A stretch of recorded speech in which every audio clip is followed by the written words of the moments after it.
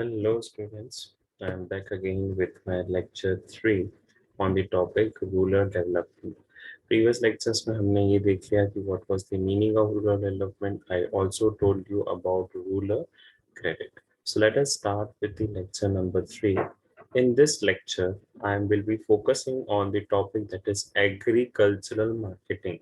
Agriculture marketing क्या होती है बेटा और उसका importance क्या है? That is the major concern in this particular concept. So let us see that. Before starting my lecture, I would like you to subscribe my channel and do press the bell icon so that you can get the further updates on economics, accountancy and BST. Presently अभी मैं economics lectures ही post कर रहा हूँ. मैंने micro post कर लिया है, macro post कर दिया है. Statistics lectures are also there on my YouTube channel, and now I am posting your particularly Indian economic development chapters one by one. Okay, this is my fifth chapter going on of ID. So let us start with this particular topic. It is rural development, and the lecture number is the third lecture. Now let us start with this. Now basically बेटा in this topic I told you कि हम agriculture marketing के बारे में समझेंगे. What does agriculture marketing means? क्या agriculture marketing होती है? What does the simple meaning? I ask you, what is the simple meaning of this marketing and agriculture? अगर अपन simple meaning देखें, what is agriculture marketing means, that I have shown in my next slide. Agriculture marketing meaning we will be discussing. Next, we will discuss why agriculture marketing is required. Agriculture marketing क्यों required है, क्या need है agriculture marketing की, अपन वो देखेंगे बेटा. फिर उसके बाद जो आपका थर्ड है, that is particularly how we can improve the agriculture marketing system and alternative marketing channels वो हम discuss करेंगे in this particular lecture. Okay, so let us just start first with the meaning of agriculture marketing. Now, what is the meaning of agriculture marketing? It is covering all those services which is involving the movement of agriculture products from farm to the consumer. मतलब जहां farm से consumer की तरफ से आपका जो output आ रहा है बेटा, उसको यहाँ तक लेके आने के लिए जो पूरी प्रोसेस में particularly I need services, I need banking, I need insurance, I need storage, I need other facilities as well. So वो पूरा प्रोसेस बताया है इस पर्टिकुलर एग्रीकल्चर मार्केटिंग प्रोसेस में, that what things I required, how many things it includes. It includes assembling, आपको goods assemble करना पड़ेगा, आपको गुड्स स्टोर करना पड़ेगा, that is storage, आपको गुड्स प्रोसेस करना पड़ेगा. Next is to transport. You have to package your goods. You have to do the grading of goods. Now, what is grading? Some are low quality goods and some are high quality goods. तो वहीं से grading होना शुरू हो जाती है. And then is distribution. So this is a simple process. So क्या क्या चीजें involve कर रही है बेटा? It is involving assembling. It is involving storage. It is involving processing. It is involving transportation. It is involving packaging. It is involving grading, and it is also involving distribution of your products and service. अब इसका effect क्या होगा? अगर agriculture marketing बहुत अच्छे से हुई है तो फार्मर के पास जो बेटा सरप्लस है वो रीजनेबल प्राइस पे आपके पास पहुंचेगा, as well as the farmer will get more benefit and more profit. So in this process अगर मार्केटिंग में जरा सी भी गलती हुई, ये दिमाग में बिठा के रखना, अगर मार्केटिंग में जरा सी भी गलती हुई तो आपके पास फेयर प्राइसेस ना आपको मिल पाएंगे ना ही पर्टिकुलर फार्मर्स को मिल पाएंगे. So in that case agriculture marketing is that much important that it should be done in a very appropriate manner. Assembling सही तरीके होनी चाहिए, स्टोरेज सही से होना चाहिए, प्रोसेसिंग सही ढंग से होनी चाहिए, पैकेजिंग सही ढंग से होनी चाहिए, ग्रेडिंग सही ढंग से होनी चाहिए, and distribution also should be in a proper way. Now why it is required, क्या नीड है आपके एग्रीकल्चर मार्केटिंग की, या एक कोई सिस्टम होना चाहिए. सो यहाँ पे बेटा तीन मेजर रीजंस हैं, 3-4 मेजर रीजंस. फर्स्ट है कि भैया मैनिपुलेशन हम किसका कम कर सकें. We could be controlling the manipulation of whom? We will be controlling the manipulation of big traders. जो आपके बड़े बड़े ट्रेडर्स हैं वो अपना मैनिपुलेशन मार्केट में करते रहते हैं. तो उनके मैनिपुलेशन को कम करने के लिए एक एग्रीकल्चर मार्केटिंग सिस्टम होना चाहिए. It should be a proper system, and then according to that proper system, everybody should follow that system. Prior to independence, farmers suffered from faulty weighing, manipulation of accounts while selling their produce to traders. तो यहाँ पे जो big traders थे वो अपना particularly these things were being done. They were using faulty weighing machine. भैया 15 KG है लेकिन उसको सिर्फ दिख रहा है 12 केजी, तो 3 केजी का गफला वहां पे कर दिया.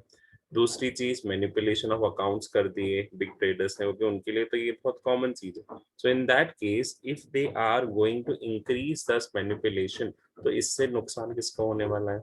फार्मर्स का. सो मैनिपुलेशन कम करने के लिए साफ साफ बोला कि भैया हम मैनिपुलेशन किसका कम करना चाहते हैं? हम जो मैनिपुलेशन है वो पर्टिकुलरली कम करना चाहते हैं. हम बिग ट्रेडर्स को ज्यादा पर्टिकुलरली मैनिपुलेट नहीं करने देंगे या फिर करने ही दे नहीं देना चाहते. So that we need a fair agriculture marketing system. Okay. Second है बेटा lack of market facilities. Before independence farmer were force to sell at a very low price. क्यों? क्योंकि कोई इंफॉर्मेशन ही नहीं है प्रिवेलिंग मार्केट की कि भैया कहाँ पे मार्केट लगा है, what is the rate, what will be the rate, that is not being clearly defined in that particular case. कि हमको पता ही नहीं है कि मार्केट कहाँ लगा हुआ है और उसका क्या रेट चल रहा है, मार्केट में क्या आउटपुट प्राइस चल रहा है, क्या इनपुट प्राइस चल रहा है. That is also not be known to whom, to the farmer. तो भैया जब फार्मर को ये सब चीजें पता ही नहीं है, तो how can that farmer be able to sell the products at a very appropriate price? For selling it at a very appropriate price बेटा आपके पास पूरी इंफॉर्मेशन होनी चाहिए. I need the whole information of the market scenario. अगर वो information ही correct नहीं होगी, so you will not be able to sell the goods at a very good price. Okay. So यहाँ पे मेन है कि अगर जैसे एग्रीकल्चर मार्केटिंग सिस्टम आ गया, तो भैया जो इंफॉर्मेशन लैकिंग थी वो क्या हो जाएगी? जो इन्फॉर्मेशन लेकिंग थी वो फार्मर्स को अब टाइमली मिल जाएगी. टाइमली उनके पास मैसेजेस पहुंच जाएंगे कि these are the market scenarios and market condition. उस अकॉर्डिंगली वो अपना आउटपुट प्लान कर सकते हैं. That is the major thing. Next is lack of storage facilities. भैया आपने सुना होगा cold storage are also given by the government now. So if cold storage are also given by the government now, in that case तो यहाँ पे benefit किसको मिल रहा है? the benefit is to be given to the farmers. farmers यहाँ पे benefit है. क्यों? क्योंकि उनका जो आउटपुट है वो अच्छे से स्टोर हो रहा है.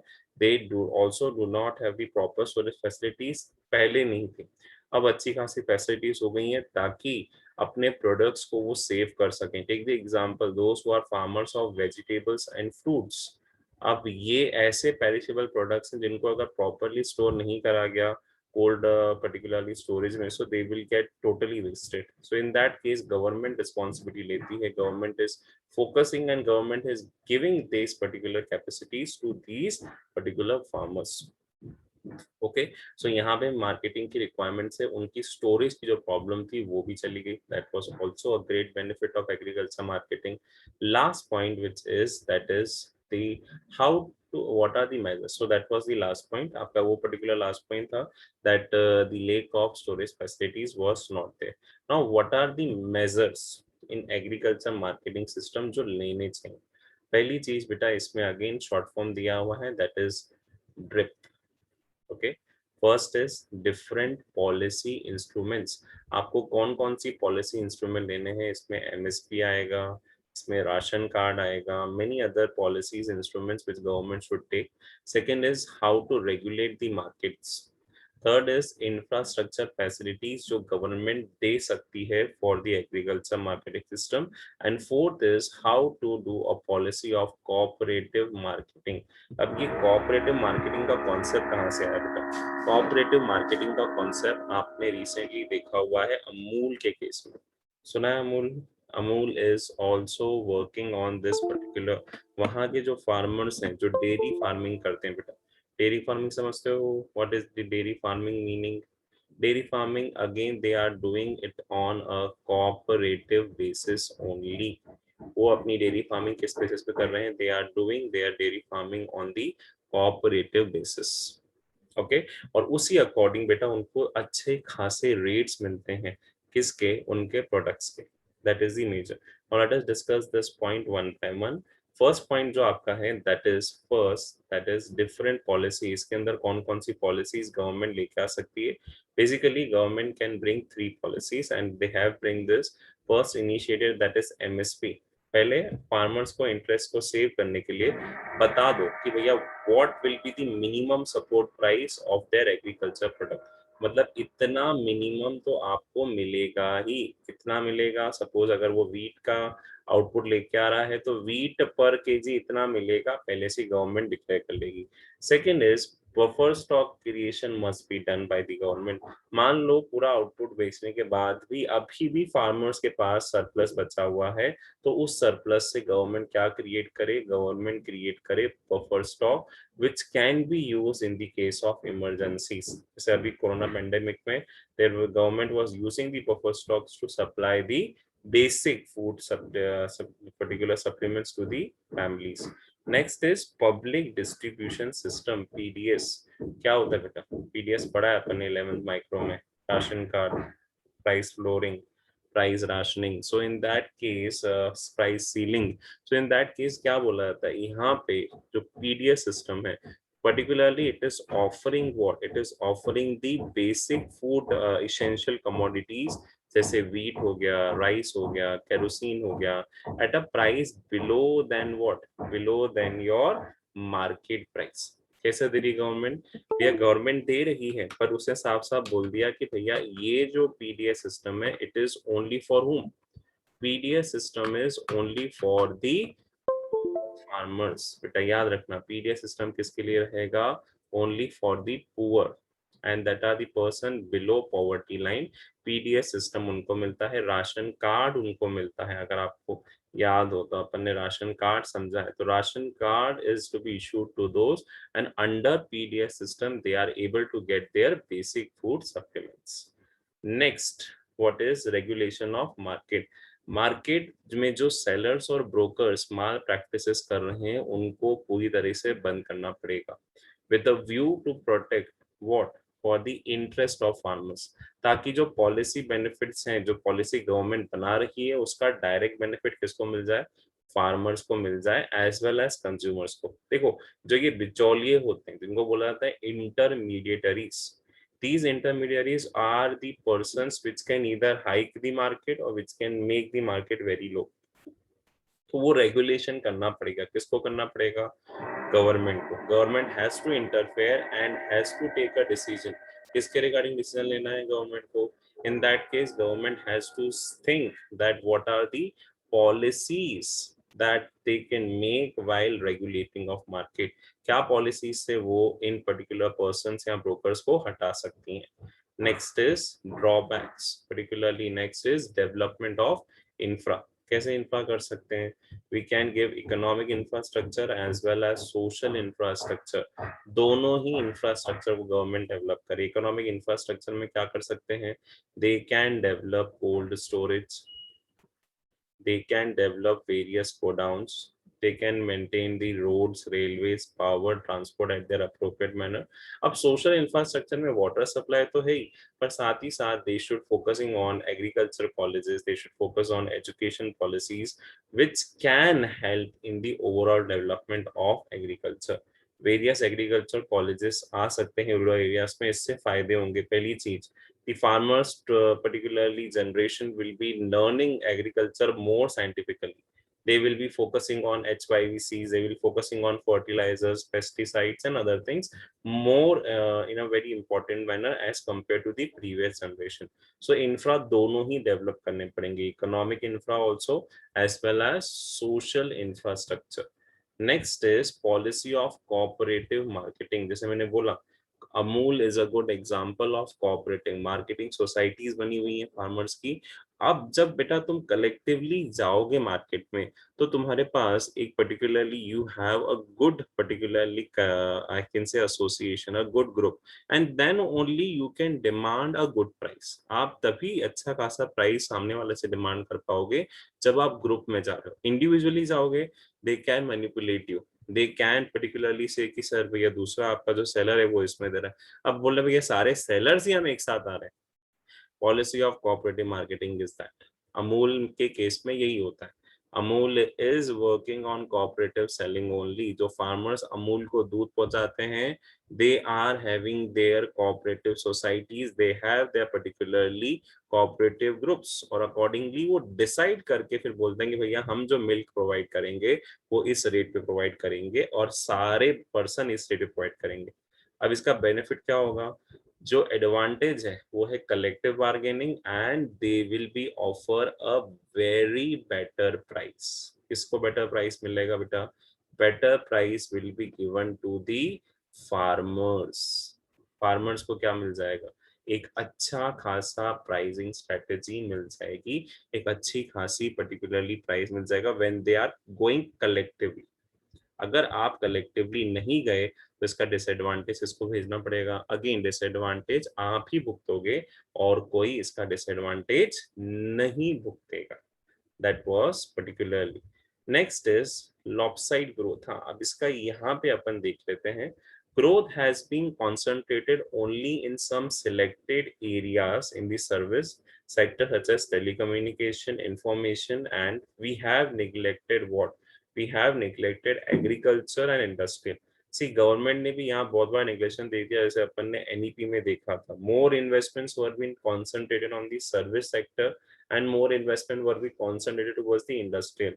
There are very less investment for the agriculture. उनकी तो सब्सिडीज भी हटा दी थी, यहाँ सब्सिडीज अभी नौबत पे। So which provides livelihood to millions of people in your country because most of them are having their occupation related to agriculture. तो उस पे गवर्नमेंट का फोकस होना चाहिए।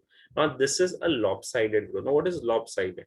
लॉपसाइडेड में सिंपली आपका बेटा यहाँ पे एक पर्टिकुलरली मेटाफर यूज करके उन्होंने बोला कि on one side I am getting a huge growth. Take for the example, आपकी जो टेलीकम्युनिकेशन इंडस्ट्रीज हैं, आपकी जो इंफॉर्मेशन टेक्नोलॉजी इंडस्ट्रीज हैं, आपकी जो फाइनेंस है, उनका ग्रोथ और उनका जीडीपी तो बहुत अच्छे से खासे से बढ़ रहा है। लेकिन वहीं एग्रीकल्चर का ग्रोथ डाउन हो रहा है, एग्रीकल्चर का जीडीपी डाउन हो रहा है। सो यहाँ पे ग्रोथ तो हो रही है, but this is a lopsided growth. One side I am getting growth, on another side I am getting the decrease in my share of GDP of agriculture sector, जो पहले बहुत अच्छा खासा था। So government को इस चीज पे फोकस करना है, that they should not be focusing on lopsided growth, they should be focusing on other things also. चलिए, thank you students for listening today's lecture. Do subscribe my YouTube channel for getting more updates on economics, accounts, and BST. If you have any particularly doubts, you can DM me on Facebook or on Instagram. I'm available on both the social medias. I I will be solving your doubts. I am getting the doubts on regular basis on these particular social websites. तो जितनी जल्दी हो सके तो मैं आपका doubt जितनी जल्दी हो सके क्लियर करने की कोशिश करूंगा। Okay, thank you students. Do share this video with your friends. मैंने प्लेलिस्ट बना के रखी है अपने चैनल पे।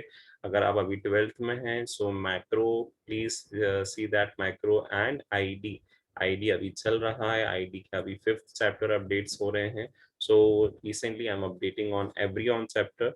Any other chapter you need, you just comment on the particular this video that sir we need the particular this chapter, हमको इस chapter में बहुत problem आ रही है, तो उस पे मैं discussion बिल्कुल करूँगा। Okay, thank you students for listening today's lecture. Have a nice day.